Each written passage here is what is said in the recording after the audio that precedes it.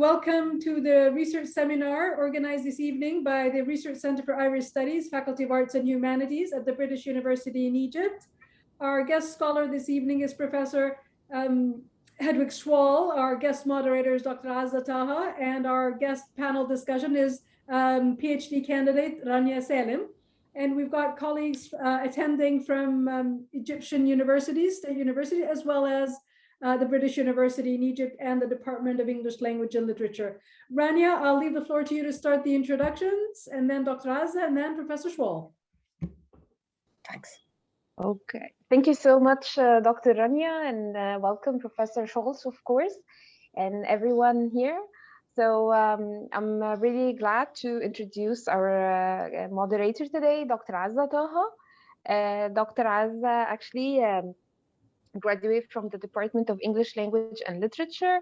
She has her MA on comparative study of 3 modern plays, reinterpreting themes from classical drama in modern settings, and PhD in postmodernist tragic comedy in the works of contemporary British dramatist Tom Stoppard.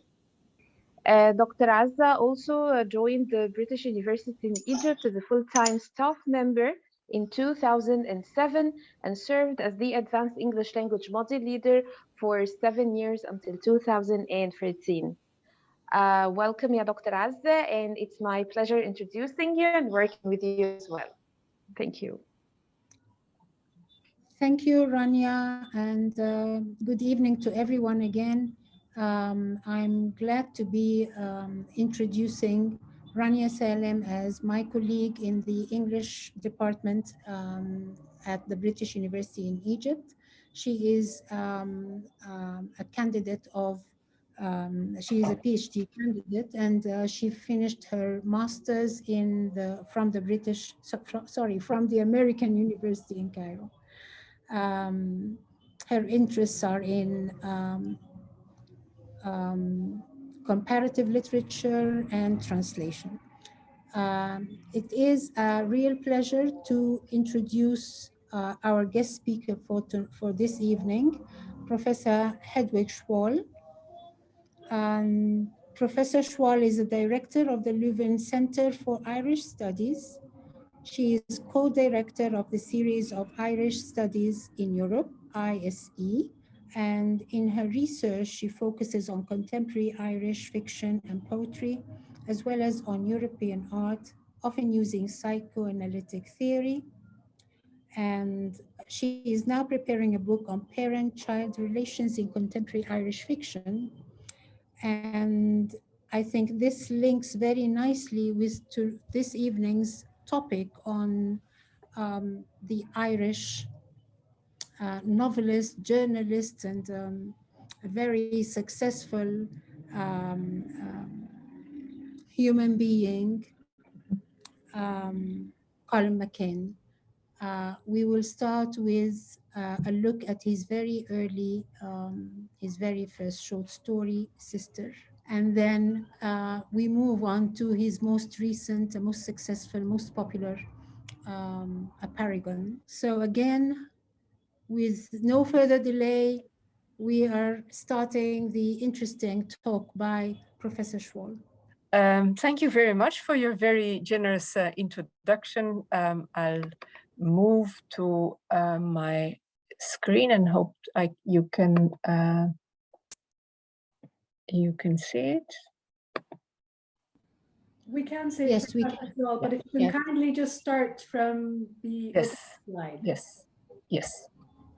So it will be about from the sisters to a few brothers. And I think Owen Flannery's book on McCann's work was really well titled. The Aesthetics of Redemption is an excellent title because it somehow summarizes what McCann tries to do. He used to be a journalist, but now he writes mainly fiction. And so he tries to not save the world, but steer people's perception into a more nuanced and therefore a better direction. So he's always very nuanced and very poetic. And he thinks that aesthetics, poetics are going to improve perception, and I think it really works very well. Also important is that, as we see in the first short story that we will discuss, this is set in both Ireland and in the US. Likewise, Aperogon is set both in the Middle East and in the US and in many, many other countries. So again, the hyphenation is very important. I tend, when I look at literature, whether Irish or other, I always look at how is the human being represented, because those are basic questions. How do we perceive? How do we feel? And what we see is chiasmic structures coming back in each of McCann's works. So we start actually with a bit of a life description. He loves traveling, and so he took a 2-year-long bike trip through the USA. He lived in Japan for 2 years, and he picked up stories from people because he likes to talk to them. And so his first short story came into being called Sister. It was in the singular, but it's very significant that he moved the title into Sisters in the plural. Also important is that it's a reference to Joyce, because in Joyce's Dubliners, which is the most famous short story cycle, it starts with the sisters. And of course, the fact that he leaves out the and it's just sisters is again very telling, because it's about singular people, but he generalizes that. This book was picked up by Phoenix House, and from there on, every publisher wanted to have him. So Fishing the Slow Black River, of which the Sisters is the first story, is about delinquent protagonists or gay or disabled people, which means that the reader has to really empathize, and the poetics help to empathize with these people. We see them from another angle, and empathy will be the key word to understand McCann's work. Actually, McCann was in Leuven in last September, and we had a good chat about it. And he said it's just the only word, the most important word in the world. So then he wrote Song Dogs, which is again about a protagonist who is Irish-Mexican, a hyphenated person. This Side of Brightness is about man called Nathan Walker, and he's hyphenated with his grandfather. So he's a homeless person who lives in the tunnels that his grandfather dug. And again, we will see in Aperogon that family is exceedingly important. And again, in psychoanalysis, everybody will tell you that traumas in one generation will move on for in 3 generations. We see this also in his next volume of short stories, Everything in This Country Must, which is about Northern Ireland. But again, we have a very aestheticized version of the Northern Irish hunger strike of the IRA in that time. But then he moves from Northern Ireland to Rudolf Nureyev. And so Dancer is his first biofiction in a way. And the style is very important. I give you a quote here, which I'm not going to read in its entirety, but I understand, Rania, that you're going to keep the slides so that people can read them. So here we see that the description of Nureyev is that he is not just one person, he is a person who is sculpting his body to music. So again, it's the hyphenation of the body with the music that is important. And we see there in the middle of the screen. So indeed, it's about, the quote is all about how this hyphenation works on very different levels in McCann. And in this case with Nureyev, it's of course because he's a dancer between the body and the music. So I only read the text that is in bold. The pieces of music beginning to fit, his body is elastic. There's a beautiful movement in the music, cello, go. He is at ease, his body sculpted to the music, notes digging into his arteries. He's forcing the legs up beyond muscular memory, one last press of the thighs, an elongation of form, a loosening of human contour. He goes higher and he's sky-held.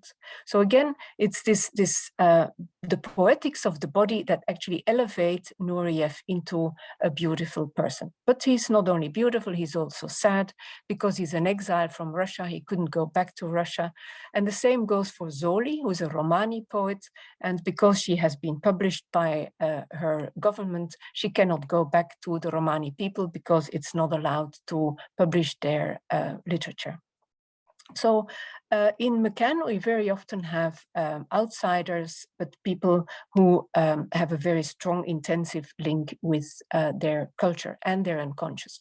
So the stress in each of his books is on the unconscious. And that's where this saying McCann said in an interview, travel pushes within me and pushes within my characters. So it's all about not him deciding to travel, but it's the travel that is pushing within me. So it's this unconscious that we will want to focus on in what follows. So Let the Great World Spin, I think, is his really best novel.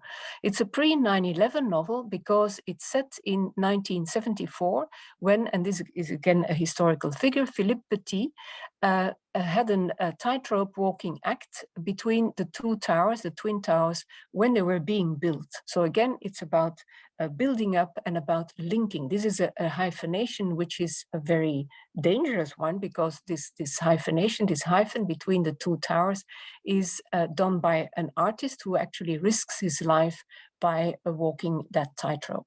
But it also shows not just New York on the height of Philippe Petit between those twin towers, but it also discusses people who live in the tunnels and who write graffiti and protest things.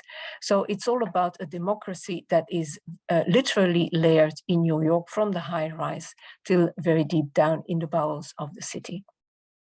So we see here with this Philippe Petit, who will come back in Apeirogon, that art is existential. He commits himself to significance. And this will be a key thing to understand McCann. He's all about significance, about something that you have to find out. He will not dictate anywhere in his books what something is supposed to mean. That is the writer, the reader rather, who has to make out of that. Also important is that he started Narrative 2, which is a movement that helped, it's like the United Nations for young storytellers. The whole idea behind it is that the true democracy we have is storytelling. And so people are advised, are encouraged to tell their stories. This is also the case in Transatlantic, a book from 2013. It starts with Frederick Douglass, who is an ex-slave who buys his freedom, goes to Ireland, goes throughout the world in order to preach freedom and democracy. This is then further linked to women who are part of the Me Too movement, and it ends with Senator Mitchell in Northern Ireland. So again, it's transatlantic, it's a link between the two sides of the Atlantic, and Senator Mitchell is, of course, again, a historical figure who was very important in the preparation of the Good Friday agreements.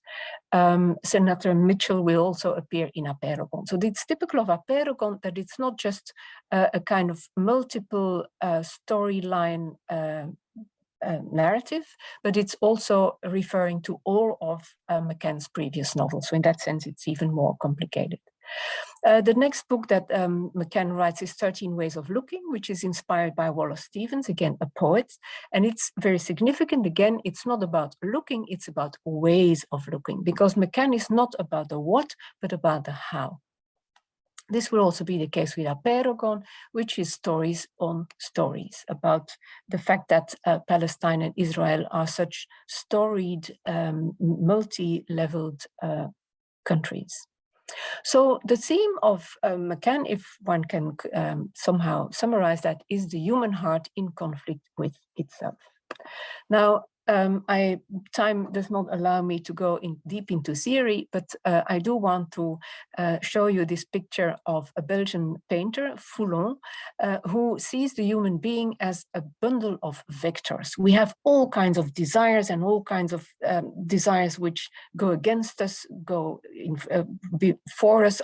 So some are benevolent, some are beneficent, others are not, but we are a chaotic bundle of desires.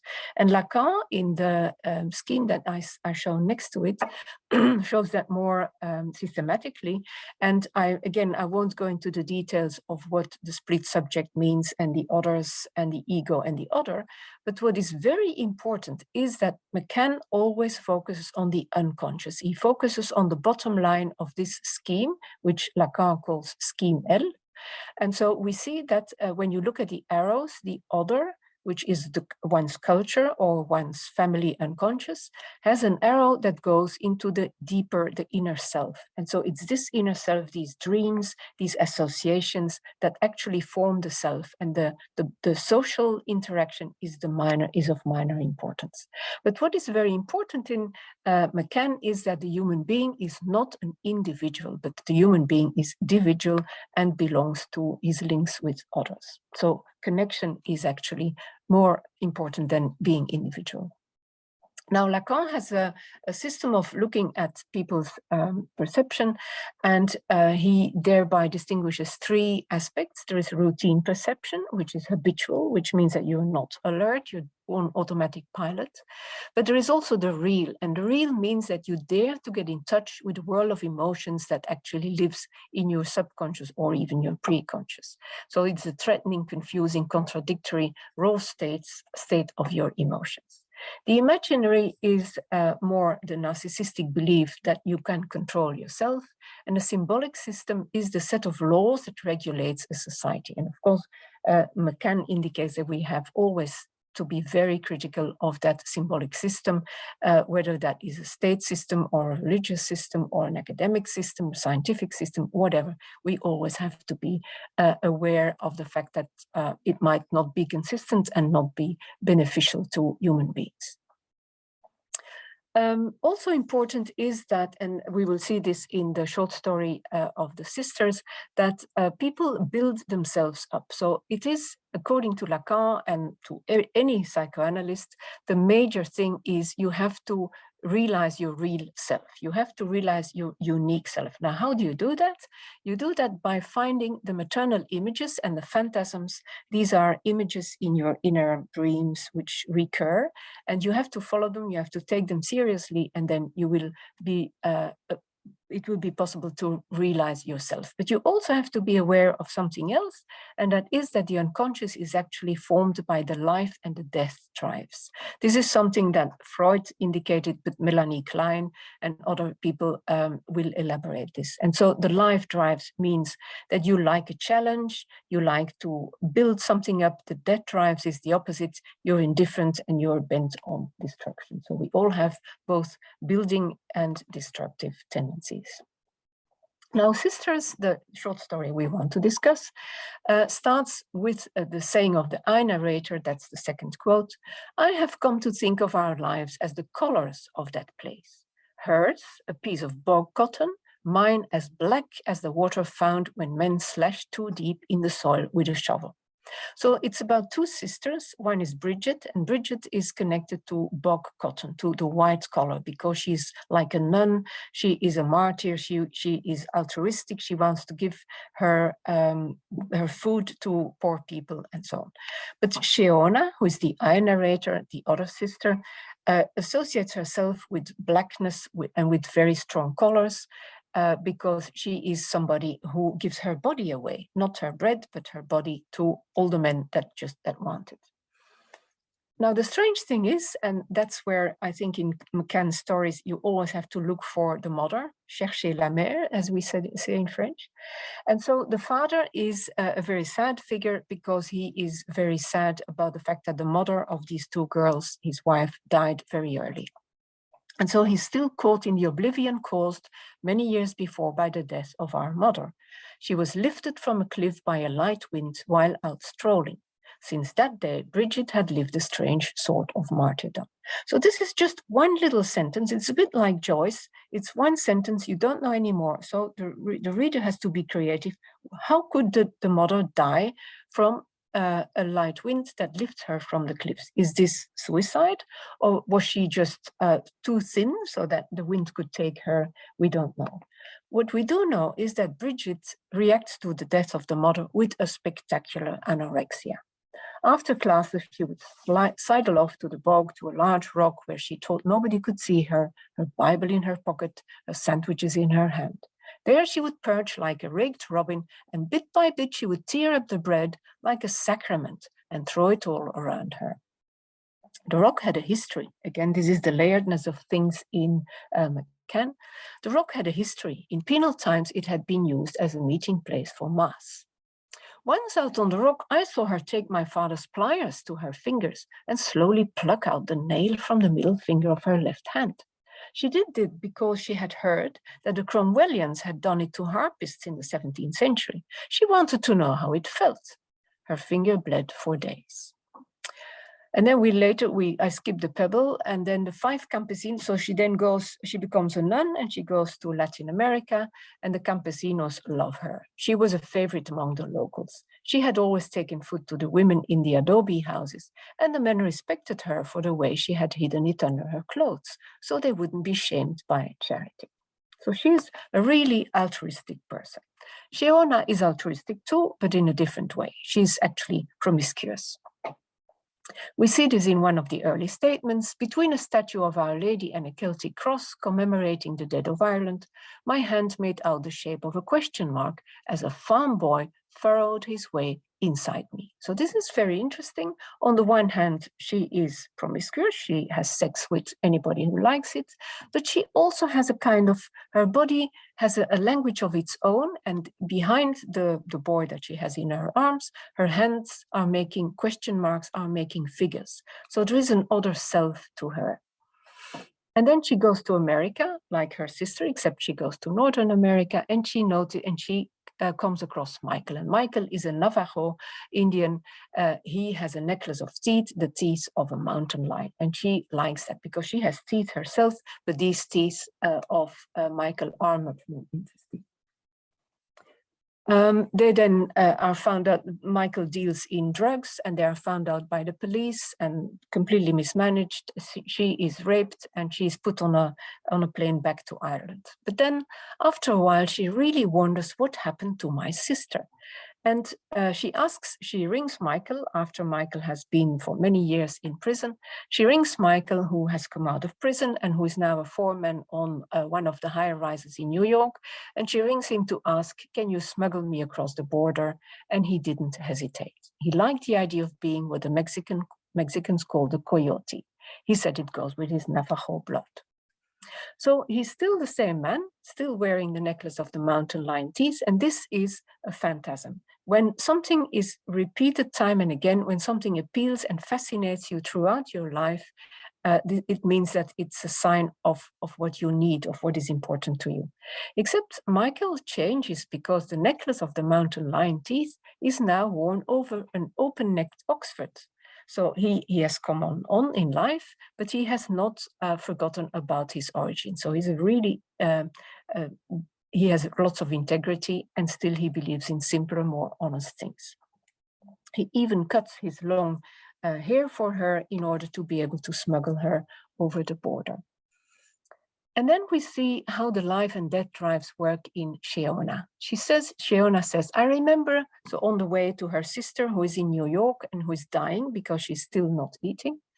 I remember when we were children, very young before all that, and we had held buttercups to each other's chins on the edges of brown fields. Buttercups are these very strong yellow flowers. And so she remembers this, and she remembers the yellow color, and that makes her think, maybe I should have this love for my sisters again, for my sister again. Though really, honestly, I think she's sick because she knew I was watching when she flung her bread from a rock, and I never said a word. So indeed, when they were young, they were very friendly, but then Shiona went her own way, and they misjudged each other and didn't talk to each other anymore. And yet there are many signs throughout the story that actually Shiona is not that different from her sister, because when she then starts to work in a telephone company, and I was always breaking my fingernails on the phone slots. So she's actually doing exactly the same thing as the sister. So she then, we see that Lacan and McCann use a lot of body language and a lot of gestures. And the gestures sometimes say much more than words. And indeed, on impulse, Shiona, when she arrives in New York, goes to buy a bunch of daffodils from a street vendor. And so these are this is a memory of the buttercups. And so she is realizing her phantasm. She seems to be doing the good thing. But the death drives are popping up again, because I think about plucking the petals from the flowers one by one. So on the one hand, she wants to make good with the sister. On the other hand, she wants to destroy the flowers. We then see that she arrives at the monastery and at the convent, and she sees her sister, and she can't talk to the sister because she's so angry with the whole religious thing with the Christians who have abused her sister, who have given her the wrong ideas. And so when Shiona comes into the room, she takes down the picture of the Sacred Heart that is spraying a red light out into the room, and I place it face down on the floor. She murmurs and a little spittle comes out the side of her mouth. So she is there after all. So the sister can only speak through the body by having some spittle. But then she realizes, I look in her eyes again, a bitterness is in there now, perhaps born deep. I just want some neutral ground, I say. And then I realize that I don't know whom I'm talking to. And I put the picture back on the wall.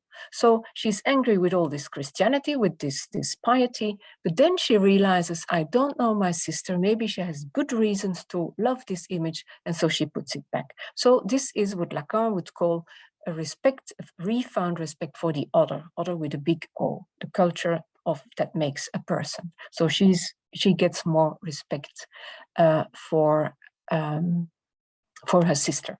But then because the sister can't speak or doesn't want to speak, she then thinks maybe I can find a link through objects. And so she goes frantic. I move to a set of drawers and a cupboard to look at the bits and pieces that go to make up Bridget now. I pull the drawers out and dump the contents on the floor. I cannot understand the mosaic. The word mosaic is something that you find in each of McCann's book, because he thinks the human being is a mosaic. And we have mosaics of objects that we like, that we keep with us in order to keep ourselves together.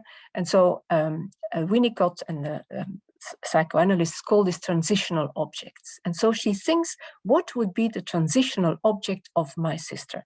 Now I jump immediately to the quotes about colors, to the very last one.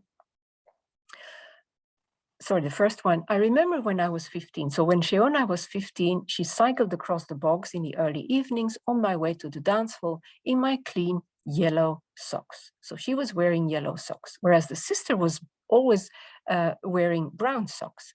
And now at the end, we see the final sentence, but there is something I need first. So in order to find contact with my sister, I smile, I go away from the window, I lean towards Bridget and whisper, "Where, sister? Did you put those yellow socks of mine anyway?"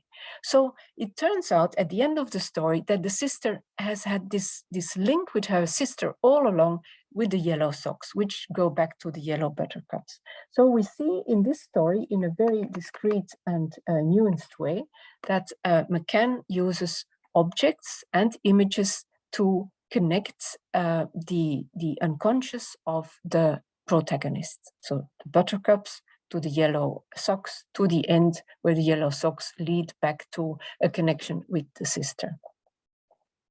I'll jump here immediately to the fact that you see on the left, bread and the body, a Eucharist. So we saw that Shiona gives her body to all the boys, and Bridget gives her bread to all the campesinas. So they both want to be a Eucharist. Eucharist is Greek for you means good, and kara is meat. So good food to share. And so we see throughout this short story that eating rituals are easing rituals. And so very often we have a reference to tea and scones, or to an old nun who carries a piece of toast and a glass of water. And so we see that this kind of a Eucharist is always present, but it's also present in Shiona's dreams, because Shiona and Michael write notes to each other. And so he writes that it would be nice if they would be in the desert together. And I quote now from page 10, "The sun will evaporate our piss, it will purify it, let it gather in droplets on the plastic, drop in the tin can, making water. After a day, we can drink from each other's bodies." So instead of a religious Eucharist, they drink from each other's bodies. So this is a secular kind of love. And that's again typical of McCann to make parallels between a religious and a secular kind of symbol. So what we saw in the short story, even though I galloped through it, is that we have a movement from the phantasm of the buttercups and the yellow socks to social relinking. So the socks may, and the song that the father sang to the two girls and that they both kept in mind brings them together again. And so at the end, we see that Shiona says, I sit on the bed and touch her strayed hair, her sister's hair. Talk to me, I say. She turns slightly. I have no idea if she knows who I am as I feed her, but I have a feeling she does. She hisses and spits the bread out of dehydrated lips. I lay the toast on her tongue again. I want to find out who is under the bed sheets. Talk to me. And this is something that McCann will always say. He says, talk to each other. Don't bottle things up. Don't let them coagulate into your bodies. You have to articulate things. You have to talk. And that is exactly what happens in Apeirogon. And here you see this picture of Apeirogon, which is, this is the sign whereby you see all these stories within stories within stories, and everything is the same and yet linked. And so what we have here is a singular story in interaction with other singular stories. So what this figure actually does is to make the quadrature of the circle. So we see actually a paradox realized. The singular and the general are brought together, and that is a major feat to any philosopher, let alone to novelists.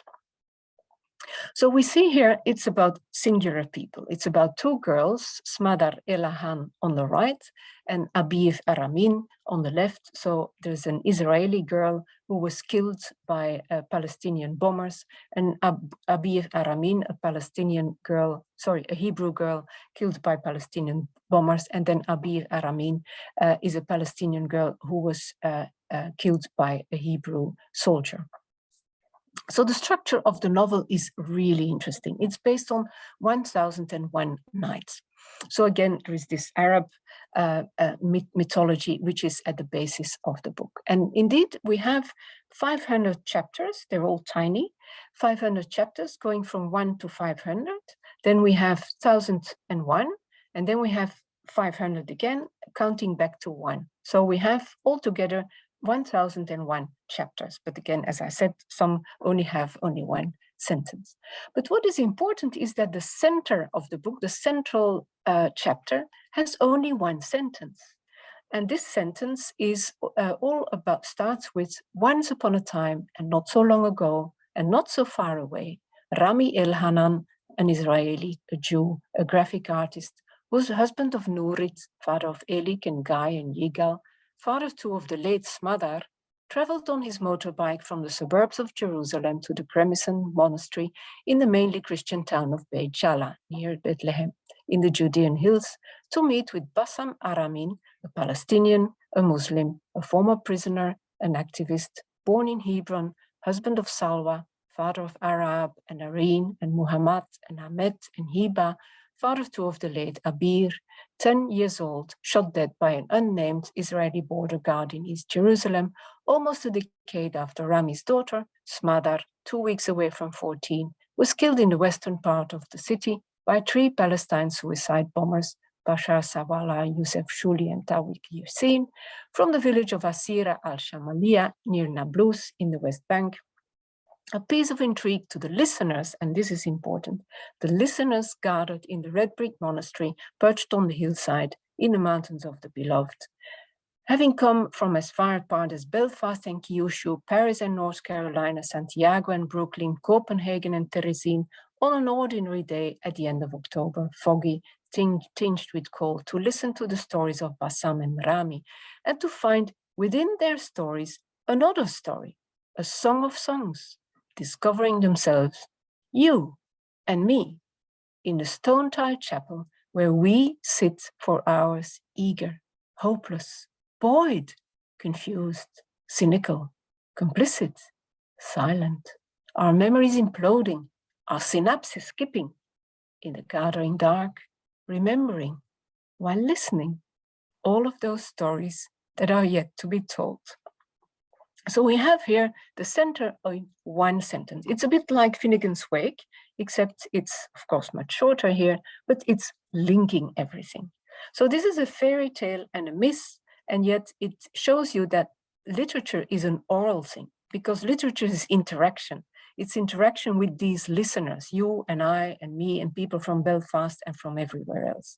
And we are not only reading this, we are reacting this with new stories. So we are invited to be active and to tell our own story. So I'll just move on. So the chapter structure goes from 1 to 500, then jumps to 1001, and then back to 500, back to 1.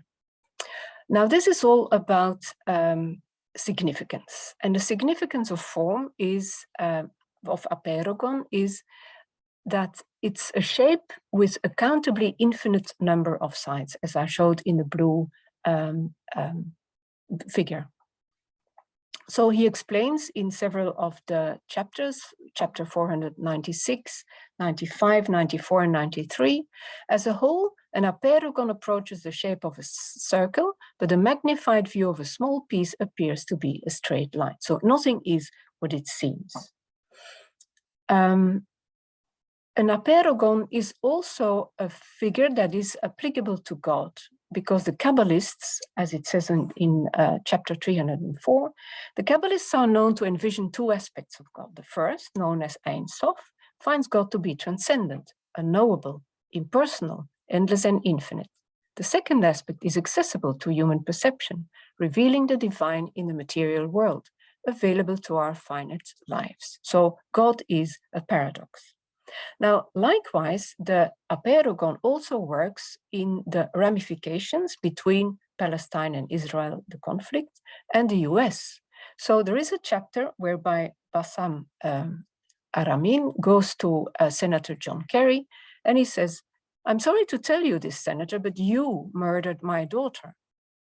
Senator Kerry says he knew exactly what Bassam meant. He said, the American rifle, the American Jeep, the American training, the American tear gas, the American dollar. He was aware of the arguments on all sides, he said. Everyone wants the same thing, but we approach it in myriad ways. I understand your pain, Mr. Aramin. I don't mean that in any dismissive sense. Trust me, I can feel it as a father. I am learning every day. Tell me more about Abir.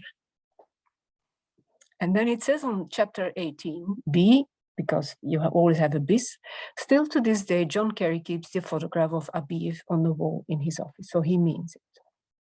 But there is the global set of politics, which of course is part and parcel of this aperogon. And in that sense, what is happening right now, irradiating from the Ukraine, is exactly this kind of novel that we need, I think. So what is identity to McCann? It's ways of connecting. As we said, it's not individualism, it's way of connecting. And so Bassam very often says, I'm a pessimist of the intellect, but an optimist of the will. So it's not just either a pessimist or an optimist, he's both. And Rami also says that he felt that there were 9 or 10 Israelis inside him fighting. So a very important line here, and I will go faster now because I don't want to run out of time. The most excellent jihad is that for the conquest of self. And that is actually the central message of this book. A jihad is something that you do with yourself, not with others. We get lots and lots of analogies then that indicate, so we have mise en abîme, which indicate that the human being is should have 2 kinds of eyes, one to see closely, one to see the periphery. He should be like the birds who can have 2 different voices at the same time. So again, we have these poetics of the metaphor. And what is also important is, again, like with Nathan Walker, who was this sandhog, we see that Rami and Nurit El-Hanan are very strongly linked with their grandparents. And this always is very important. If you want to be stable people, you need to be connected to your not only parents, but grandparents. And this is then explained because indeed, Itzhak El-Hanan Gold was someone who spent time in the concentration camps but escaped. He then fought in one of the Israeli wars, but he then talked to Smadar about the school genealogy project. And Nurit's father is maybe even more important, because he's a general, but a fighter for peace, because again, the word mosaic, he was much loved on both sides, both by Palestinians and by Israeli. And people came from everywhere in this mosaic of a country. The occupation, he said, was a corruption. And so he was called even by Yasser Arafat, Abu Salam, father of peace. So again, a very nuanced person. The same goes for Bassam and Salwa Aramin. They are very aware of what their grandparents, what noble people they were, and what they did in the Ottoman Empire, and how then they lost their caves, where they lived, the beautiful caves where they had their books and their tapestry and so on. So Bassam explains in the book how he was thrown out of his childhood life, how he starts throwing stones and then has a 7-year sentence. And after a few years, he watches a film and he suddenly understands that maybe the Israeli have a point. And so then he becomes a peace fighter even before his daughter is killed. So I was saying earlier that Lacan talks about the symbolic system, and this is very much present in this book, because we see that the symbolic system in Israel and the Palestinian areas is absolute rubbish. It's explained because there are A, B, and C zones. People like Rami and Bassam cannot travel together. There is this wall that is splitting things up, and so people have to be really critical of that, the book indicates. Very important is that these major protagonists all refer to the real, so they go back to their deepest emotions. And so chapter 186b, this says, the soldier who killed my sister was a victim of an industry of fear. While leaders speak with terrible smugness, they ask for death and vengeance. So people find themselves very easily in an industry of fear. And actually, right now with Ukraine, people are, the journalists, some journalists are doing that again. A very important thing is also the idea of Memorial Day. Memorial Day is very important to Israeli, but Rami says it's important. What it meant is to remember as opposed to never forgetting. So he makes a difference between remembering and never forgetting. Never forgetting is something you have to do. Remembering is something creative. And again, if we have time for questions, I could explain how never forgetting means death drive. Remembering is creative, is renewing, is life drive. I'm moving towards the end.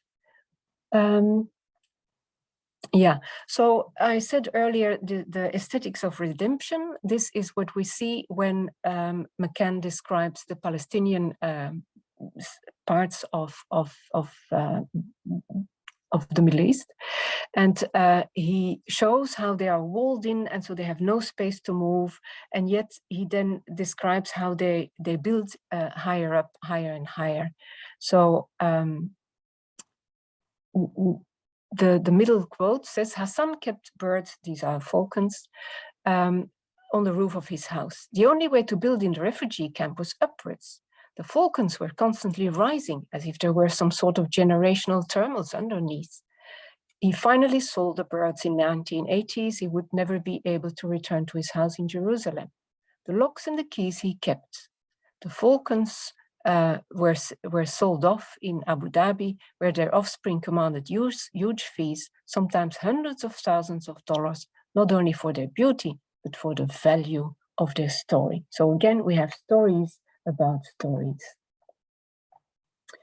I'll move to actually to the end, and we can discuss the other things if you like. So do we have an aesthetics of redemption here? I would say yes, because it's always about non-dual interactions and about multiple interactions between equals. It's about embracing otherness, embracing the fact that you don't know the other, whoever that is, even if it's a member of your family. This is a kind of literature as a UN for short storytellers because of the layeredness it allows for, and it points out the constructedness of the world. When you read it, you see that life drives are much better than death drives. So inertia and frustration only lead to aggression, whereas daring to break the routine works towards growth.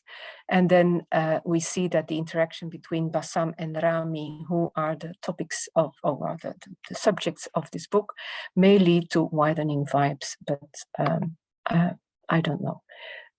So I now am going to hand over again.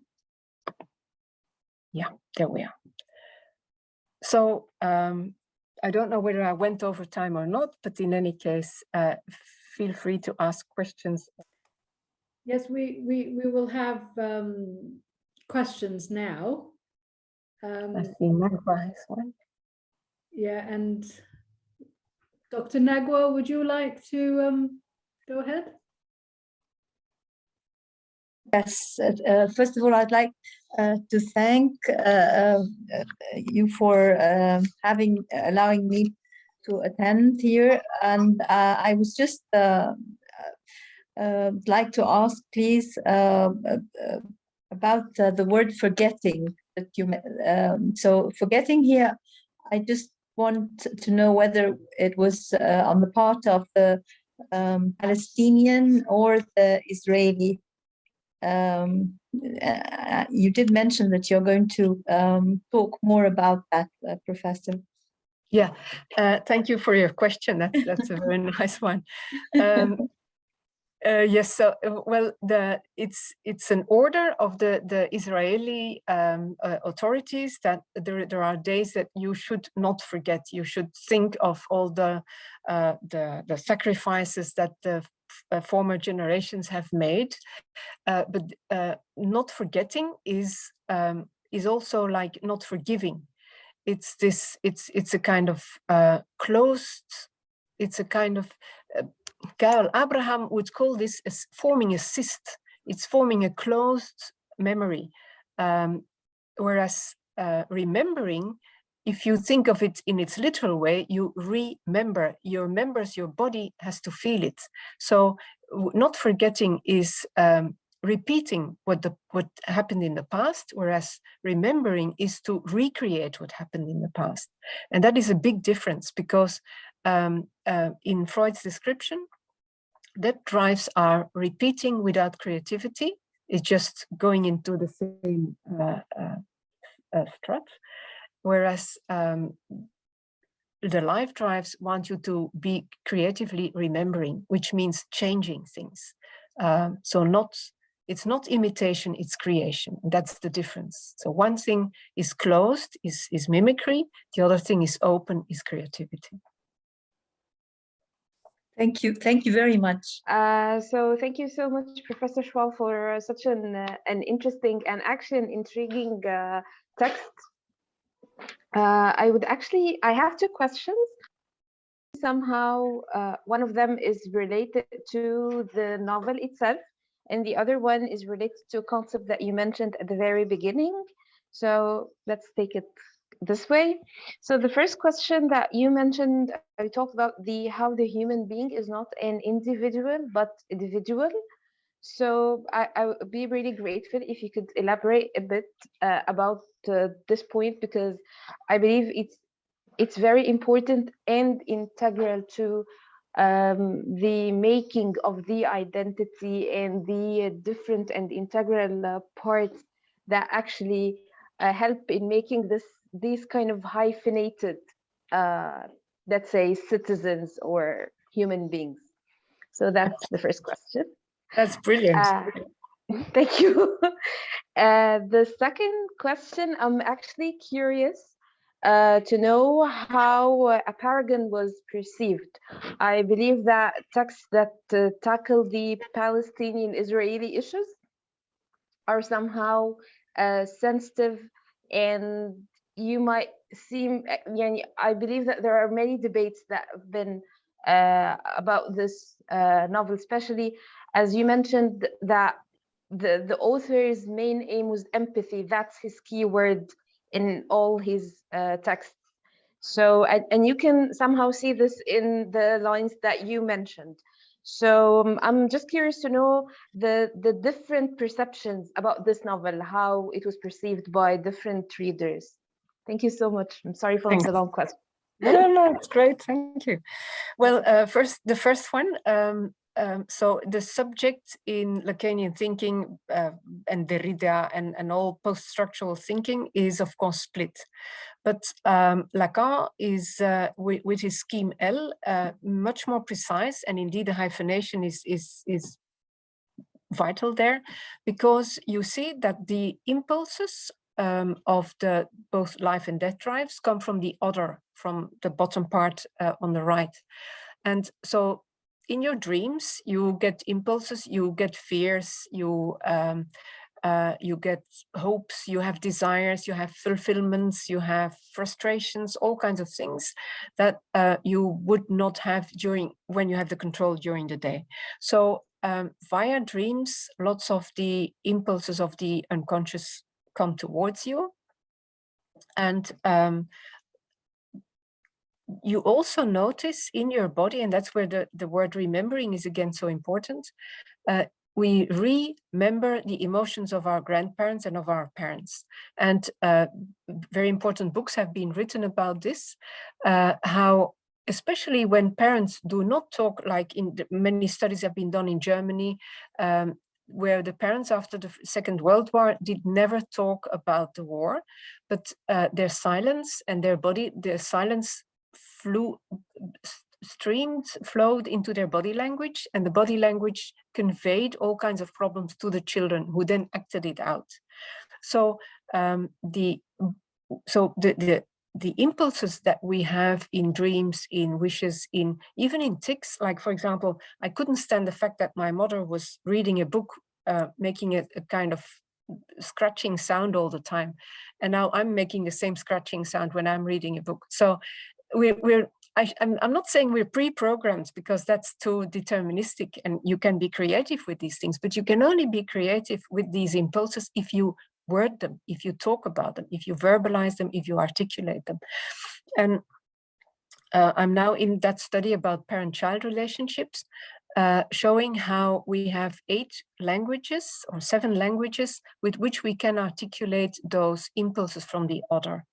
And then we also need others, we need models in order to channel these energies and so on. And so we have models that give us possibilities of shaping our hopes and desires in a socially acceptable way, etc. So we belong to the other with capital O, so the energies that are part and parcel of our bodies, but we also belong to the social interaction where we find our way. So in that sense, we are our connections. And that's why everybody says you have to be careful choosing your friends, because they make you. So that more or less as an answer to your first question. And then the other question is, indeed, I came to a few sites, mainly Jewish, who completely disliked the book. And they said, who does he think he is? And what a kind of ego tripping is this? And he doesn't know the first thing about the whole problem. And it's ridiculous. And this is not how it should be. And it's just a foreigner who is having a go at us. And as I said, who doesn't know the first thing. And then also they said that it's just a free association, and it's a wild book, it's not structured. So that is completely not true. And I wanted to go into it because I wanted to show how the associations, and I think I did it to a certain extent, like with the birds who have 2 kind of bones, and with birds who have two kinds of eyes and so on. So he refers to birds, but always as a mise en abîme.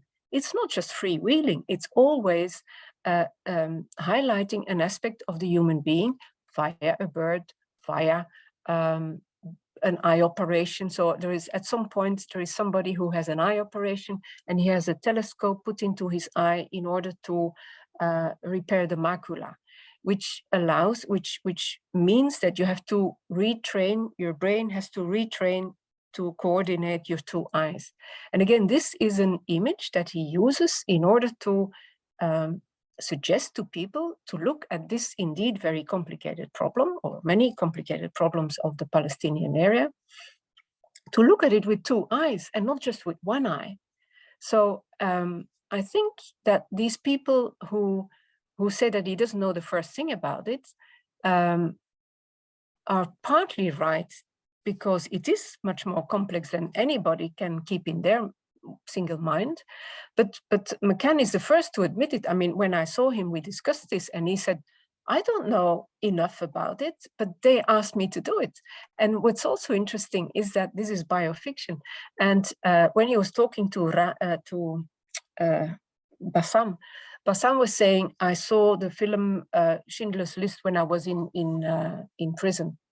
And McCann said, but that's not possible because you were in prison from then to then and the film only came out. Oh, okay, I must be wrong then. So you see, he said it's really strange that sometimes fiction has to remind people of their memory. And so memory is creative, and so is fiction. So it is a fictional book, but of course it's about real people. But that would bring us to the question of biofiction, which is a complicated one. And I have a colleague who could give you a proper talk about that because she does her PhD about that. Okay, interesting. Thank you so much, Professor Schwall. Thank you. Yeah, I think Dr. Azza had a question. Thank you, Rania. Thank you very much, Professor Schwall, for most interesting talk about the richness of Colum McCann's work. Maybe I have a question about the idea of the hyphenated, which you mentioned at the beginning of your talk. The idea of the hyphenated and the hyphenation issue about, do you think that this links McCann to James Joyce, the idea of the Ireland being all the time there, looming large in his writing and never fading? Also the influence that seems to be in the sisters. Would you say that it was influenced by Joyce? Yes, again, thanks for a very nice question. You're all excellent in questions. It's brilliant. He says so explicitly in several interviews. And so, I mean, like Joyce, he's on a self-exiling trip to New York. He lives in New York with his wife. And he likes to keep it that way. And he says, I'm a very, very Irish writer. So he, I think like Beckett and Joyce, he likes to have the distance. And this is also the case with Nureyev and with Zoli and with the other people. If you have distance, you can play more. You have more the necessary leeway to be creative and to add metaphors. And metaphors are supposed to make bridges and are supposed to refresh knowledge, are supposed to represent things in a new light. And I remember talking to what's her name, Maureen McDonough, who is handicapped and who is a traveler. And she said, no one has ever described my condition better than McCann in Zoli. So Zoli has not lived with Romani people, but because of his empathy and his listening, he interacts with them on a pre-conscious level, and people feel that. And that's why so many people tell him stories, because they feel the empathy, they feel his open mind. And so the openness together with the distance which allows him to play is what allowed Joyce to write this incredible. Melanie Klein says always, you need frustration in order to find metaphors. You need, I mean, I edited a book, The Danger and the Glory, and I asked 60 Irish writers, what does writing mean to you? How does it work? And the one thing they all 60 of them had in common was it comes from our unconscious. All 60 of them, whether North or South or diaspora, that's where it comes from. Because if you can predict what you write, it's rubbish. Whereas if it's, I mean, look at Dostoevsky or Nabokov or whoever, Proust, they all write from the unconscious. And that is what McCann does too. So he makes a step back. It's not reality writing. This is miswriting. And I skipped the passage where Rani says,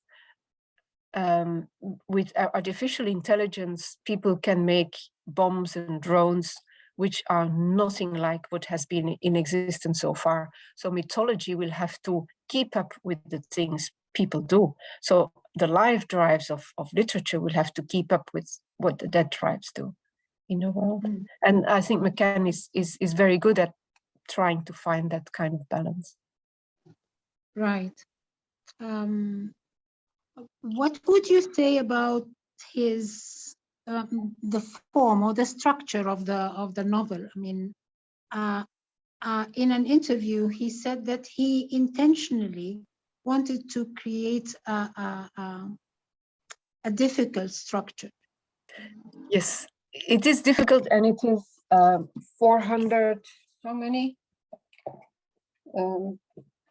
About 457 pages. So yeah, it's a bit of a task, but that's the idea. And again, I'm very pleased with your question, because I think the most important mise en abîme in the book is that of minbar. There was a minbar in the Al-Aqsa Mosque, which was destroyed by some Australian tourists. And it was remade. And it was remade by a Bedouin engineer who realized that the 16,000 little pieces could only stick together around a hollow. There was no frame holding them up. They were holding each other up. And this is the kind of mosaic, kind of 3D mosaic, that is the ideal to McCann. He wants things to hold each other up. And again, it goes back to the idea that identity is not individual. Identity is connections. And that's why Lacan says you have to revise your real imaginary symbolic system all the time. Otherwise, you're stuck into routine. So in order to remember, you have to get all your little bits and pieces together in a complicated puzzle. And the more complicated, the more connections you need, and the more embrace you need, and the more vision you need. And so this minbar is, I think, a very nice mise en abîme of the whole book. Yeah, I mean, something he said about his work about the feeling of being confused. I remember he was saying that human beings will be at their best if they accept the confusion, because maybe at that point we stop the mental reasoning and allow ourselves to feel more. I couldn't agree more. Exactly. Yeah. And he says confusion is important, and that was one of the aspects of Sisters. I only very briefly mentioned the fact that Shiona, while she's giving herself to some farmer, has her hands are making figures, and her hands are the unconscious speaking to her, and she's saying, you're not just this promiscuous woman, you're more than that. You're also your sister. And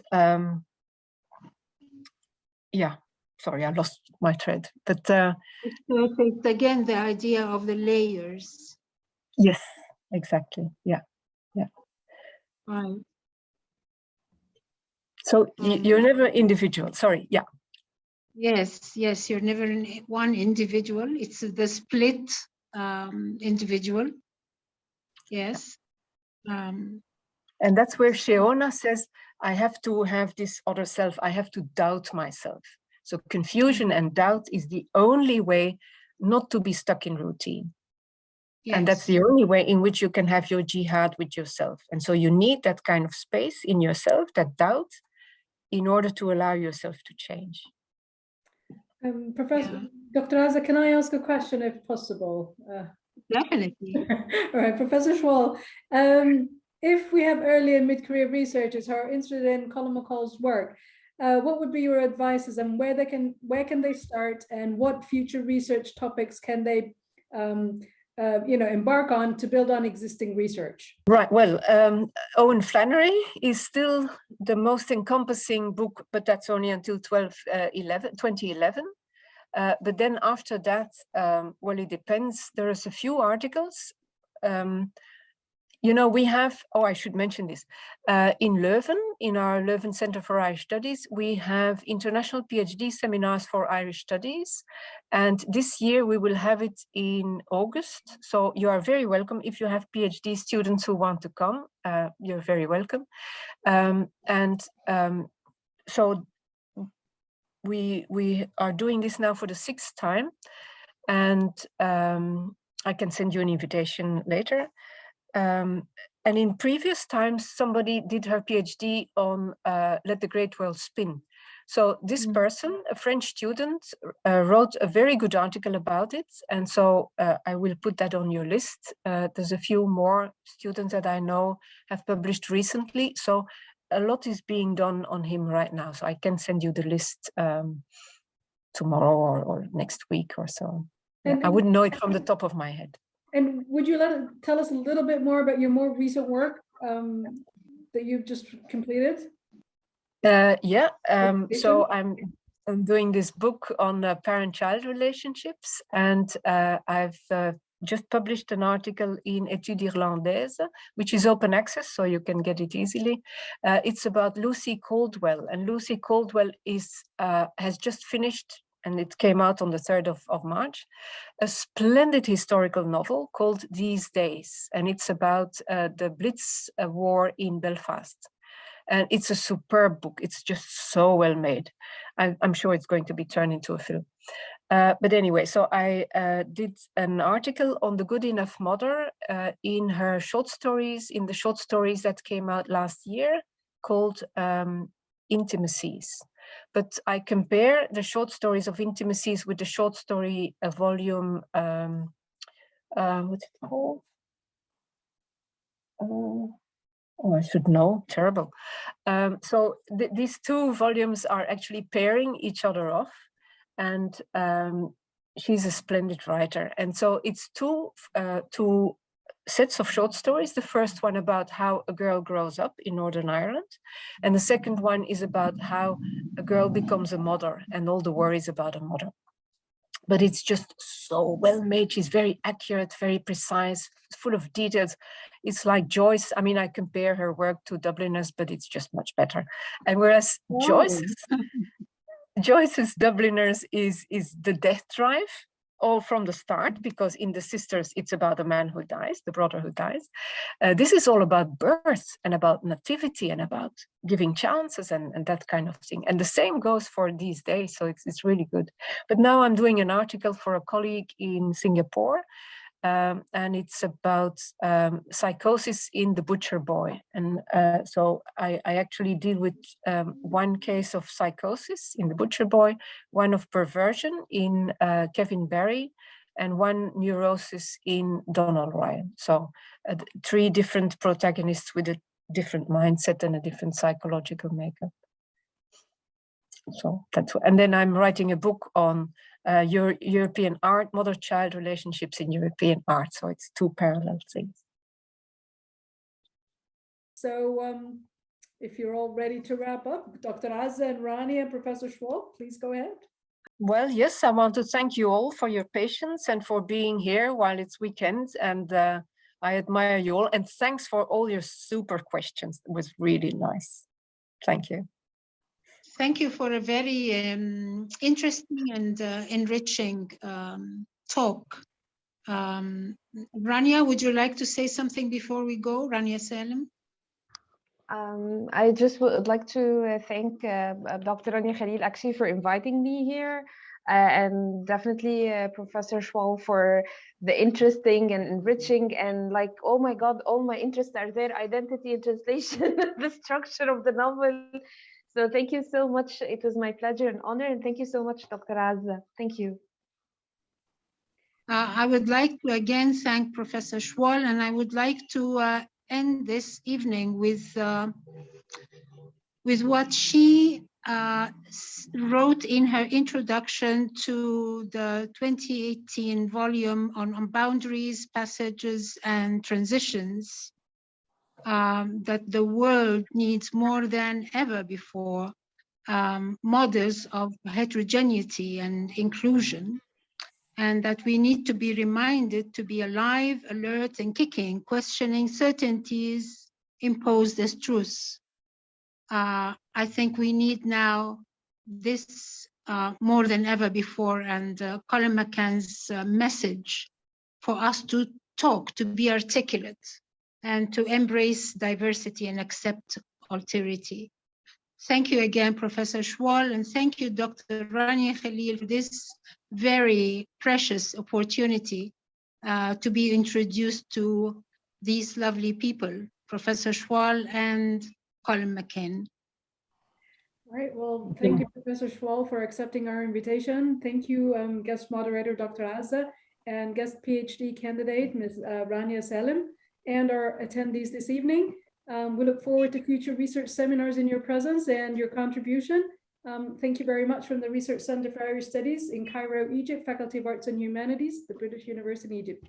Have a pleasant evening. Bye-bye.